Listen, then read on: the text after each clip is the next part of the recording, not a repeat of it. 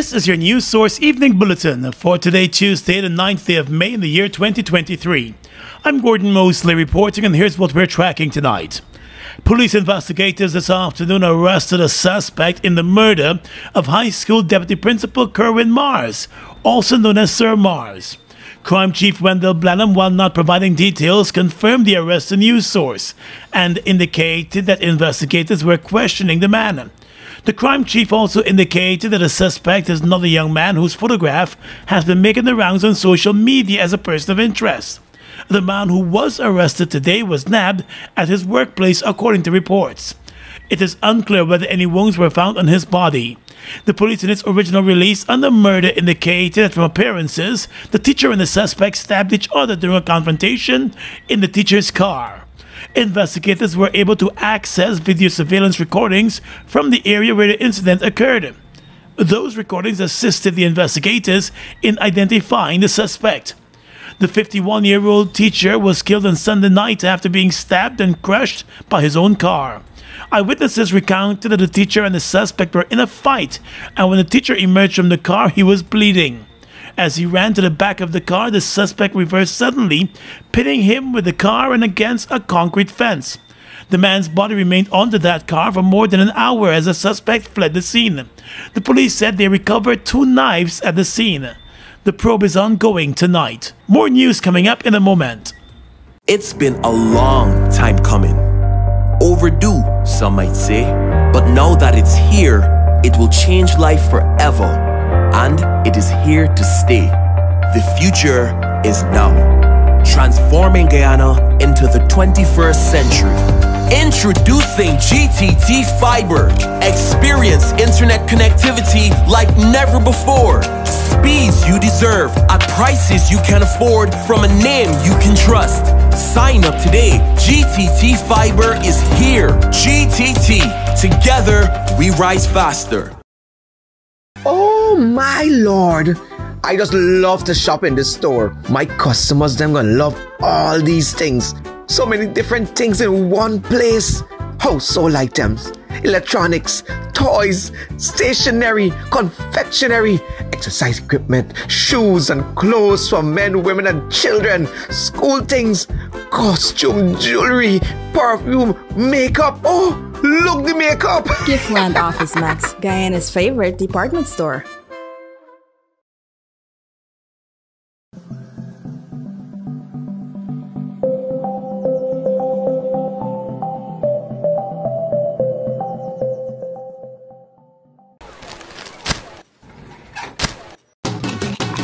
Just so good, cheesy's the taste, it's just so good. Cheesy's are the one and only. So cheesy, crunchy, give me one please. Sunshine Snacks Cheesy's, it's just so good. The whole crowd that's a cheesy, so cheesy, just so good. Yes, fella, can you feel me? Sunshine Snacks, just so good. #1 taste, the whole place I say, just so good. Cheesy's the taste, it's just so good. Cheesy's are the one and only. So cheesy, crunchy, give me one please. Sunshine Snacks Cheesy's, it's just so good.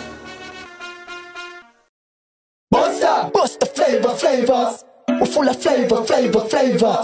Bust the flavors, that my crave for. We're full of flavors. Tell your neighbors about the bust the flavors. Grab a bust the flavors. Yeah, thirst buster. Grab a buster. Bust the flavor, taste the savor. Bust the flavors. Bust the flavors.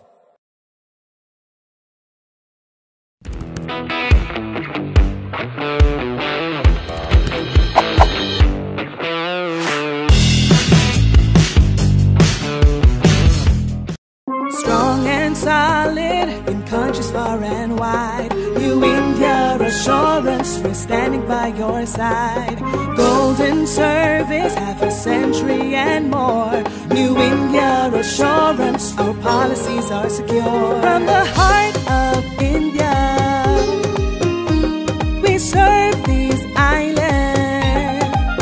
The strength that you can trust, you're safe when you come to New India Assurance Company. Assurance when you need it most. For your home, motor or business insurance, visit New India Guyana office, 58 Brickdam next to Star Computers. Telephone 2260-415-7. Comfortable parking available. Less than a week after the High Court ruled that the Esso Exploration and Production Company must provide an unlimited parent company guarantee agreement in accordance with the environmental permit for the Liza Petroleum Production Project or face suspension, the Environmental Protection Agency has moved to the Court of Appeal challenging that decision. The EPA warned that the ruling of the High Court could have a devastating impact on the country's economy, and as such, a judgment as handed down by Justice Sanal Kissoon should be stayed until the hearing and determination of the appeal. In his affidavit in support of the appeal, the EPA's Executive Director Kemraj Parsam said the High Court judge erred when he ruled that the EPA breached its statutory duty when it failed to ensure that the oil company had in place unlimited parent company agreement as required under the environmental permit. He told the appeal court that the orders of the High Court are quite coercive. He said the order mandates the EPA to serve a statutory notice on the oil company, and if no adequate response is received, then the permit stands suspended. He said that will have severe consequences, and the directions of the court has the effect of removing entirely the discretion of the EPA. He said it is against that backdrop that the EPA is seeking to stay the orders of the High Court. In his bid to have the ruling of the High Court suspended, the EPA director also submitted that Guyana's unprecedented economic growth is in large part due to the exploitation of the petroleum reserve, and emphasized that a cancellation of the permit, which is at the center of the dispute, would have a negative impact on the country's economic activities. He said Guyana as a nation now earns billions of dollars annually from the petroleum activities conducted on the Liza 1 and Liza 2 fields, both which are subject to the permit. He noted that a suspension or cancellation could have a catastrophic effect on national funds for development. Opposition leader Aubrey Norton today urged the government to reconsider its position to appeal the recent High Court ruling of Justice Sanal Kissoon, who ordered the Environmental Protection Agency to issue an enforcement notice to the Esso Exploration and Production Guyana Limited and its parent company Exxon to ensure it provides unlimited insurance coverage to safeguard Guyana against the effects of an oil spill. The government has already made its position clear through the Attorney General Anand Nandlal that it is not in favor of the decision and will be asking the appeal court to overturn the decision of the High Court. During a press conference today, the opposition leader said any attempts to appeal the ruling is a betrayal to the people of Guyana. Parajagdeo and the PPP are urged not to appeal this ruling, which promotes and protects the interests of the people of Guyana. Should they appeal this ruling, there is no doubt that they are anti-people. They are an anti-people regime and unpatriotic. According to the opposition leader, the government is trying to fabricate issues in order to appeal the ruling, effectively selling the country's patrimony. He said while the opposition welcomes investment from companies like ExxonMobil, the protection of the people of Guyana is paramount. To appeal this case is to appeal against our own environmental laws and against the safety and health of our people. It is selfish and a manifestation that they don't care a damn about the people of Guyana. To appeal this case is further confirmation that Jagdeo and the PPP serve only their elite, friends, families and favorites. Norton said the opposition will not get into the legal battle, but will support civil society organizations that oppose the government's stance on the issue. He also added that he hopes good sense will prevail and the government listens to the voice of the Guyanese people.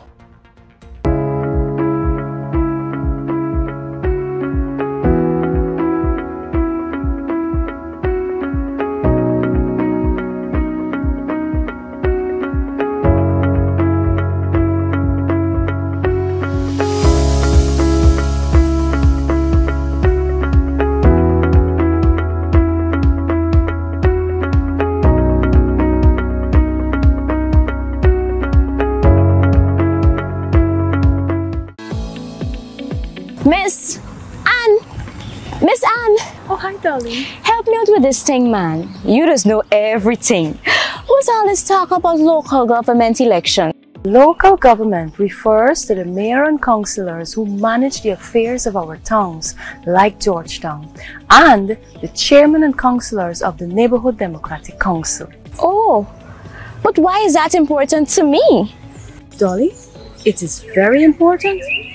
Every day, local government officials make decisions that affects you, your family, and the community. They serve the people within the community in which they were elected.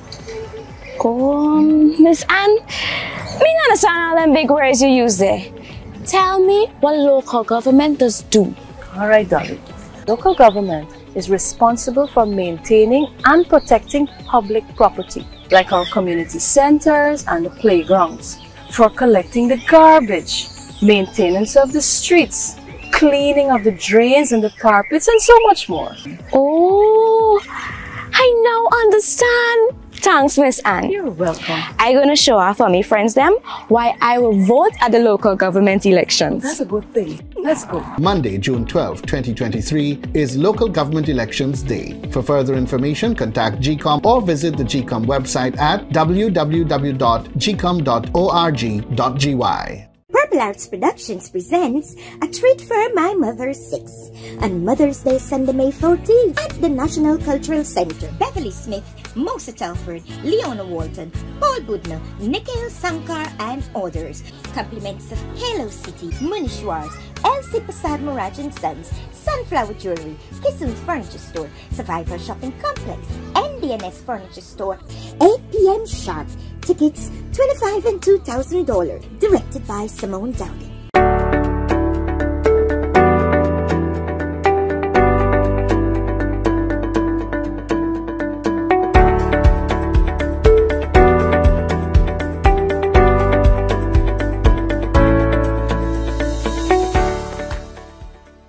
The leader of the Alliance for Change and former Minister of Public Security Camaraj Ramjatan believes that the nation is in the dark about the security situation and issues plaguing the country, with there being no meeting of the Parliamentary Oversight Committee on the security sector in some 3 years. And we then did our first meeting in 2020, formed the committee, and never thereafter, for the last 3 years, have we gotten any other meeting convened by the Minister of Public Security, Home Affairs now, Ben. Whereas, in our term in office, everything that the then PPP in opposition wanted to get, they could have asked. As soon as they asked, I convened a public security sector committee meeting of the parliamentary committee, and they demanded that Silal Prasad come, and Silal Prasad came, and they cross-examined him about almost everything about the police force. The AFC leader said the coalition, while in office, acted on many of the recommendations coming out of the Parliamentary Security Sector Committee. He said in the absence of the committee, the opposition is unable to effectively scrutinize the security sector. Benin called that thing for the last 3 years after the setting up of the committee. So the scrutiny that an opposition can bring to a ministry and how the ministry is doing its work has all now been absent completely as a result of the dysfunction or non-function of that Parliamentary Security Committee. The former Public Security Minister also said the issue involving the Permanent Secretary of the Ministry of Home Affairs, May Toussaint Jr. Thomas, in which her phone was seized by the U.S. authorities and the U.S. also revoked her visa, should have been deliberated on at the level of the Parliamentary Committee. He said too that serious crimes, including the trafficking of guns and ammunition and armed robberies, are among issues that ought to be discussed at the level of the Parliamentary Committee. However, with no meeting of that committee, the opposition said it has been left in the dark. Late last month, the acting commissioner of police, Clifton Hicken, reported that serious crimes in the country had fallen by more than 8%. But Mr. Ramjatan, who served as the Minister of Public Security under the previous government, said the crime rate as described by the Guyana Police Force is not reflective of the situation on the ground. According to Ramjatan, under his stewardship, the Ministry of Public Security, in partnership with the United Kingdom, rolled out the Security Sector Reform Program. However, he noted that many of the recommendations submitted by the British security expert have since been shelved. But since Russell Coombe has gone and the British security sector reform came up with all the consultancies and then the recommendations, we were supposed to have something called a change board that were supposed to implement all those recommendations. I understand now that nothing has happened. Everything has collapsed. The Member of Parliament said Home Affairs Minister Robeson Ben must do more to improve the operations of the security forces and to enhance public safety and security. 4 days after the bloodied, lifeless body of Kim Haley was found in a room at the Alpha Hotel at Ogle on the East Coast, her husband was today charged and remanded to jail for that crime. The accused, 52-year-old Junior Haley, was not required to enter a plea to the murder charge when he appeared at the Sparendam Magistrates Court this morning.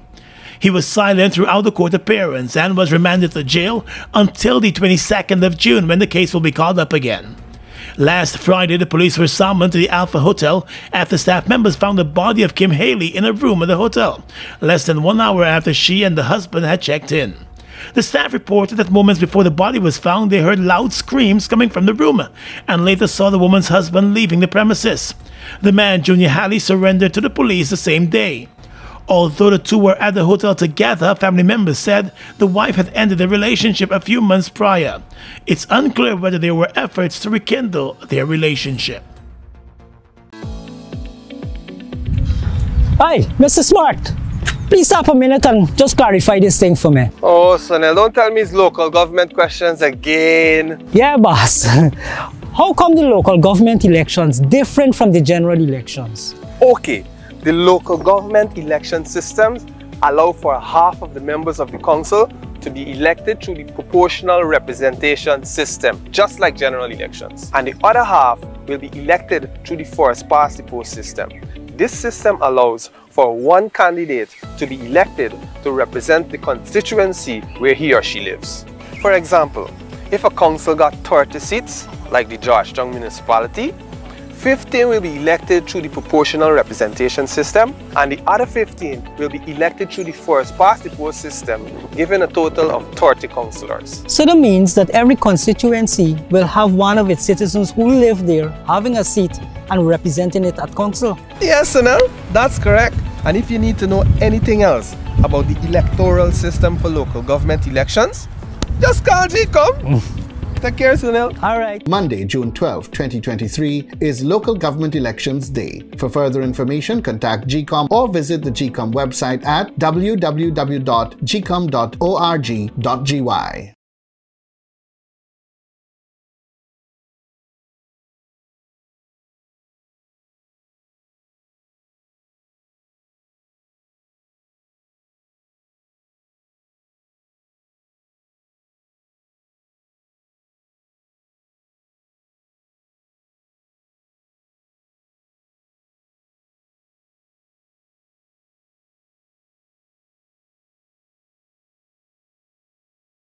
Food Max Supermarket, located on the ground floor at the Giftland Mall, is your one-stop shop for all your grocery needs. We stock a variety of imported frozen meat and food products, fresh produce, and pet supplies, freshly made bread.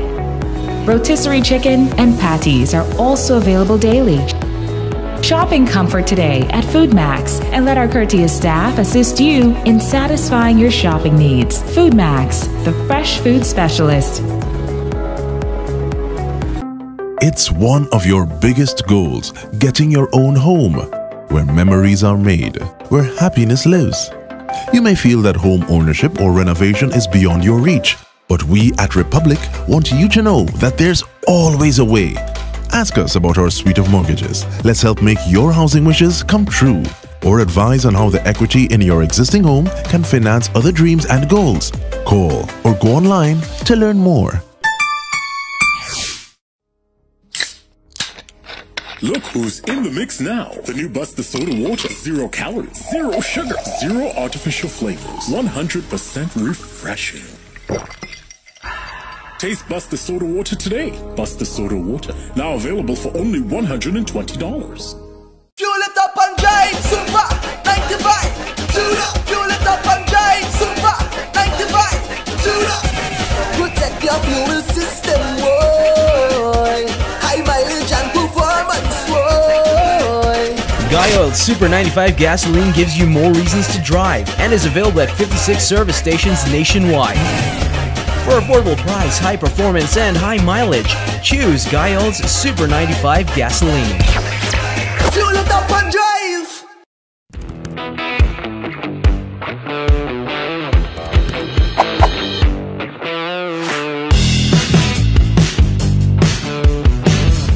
A Across the region tonight, the president of Mexico, Andrés Manuel López Obrador, has criticized the country's judiciary as rotten, one day after the Supreme Court invalidated part of a set of electoral reforms he had championed.